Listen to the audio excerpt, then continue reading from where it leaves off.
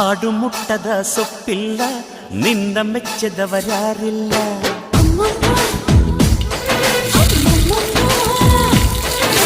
ಜೇನಿಗಿಂತ ಸಿಹಿ ಬೇರಿಲ್ಲ, ನಿನ್ನ ಮುತ್ತಿಗಿಂತ ಸಿಹಿ ಬೇಕಿಲ್ಲ.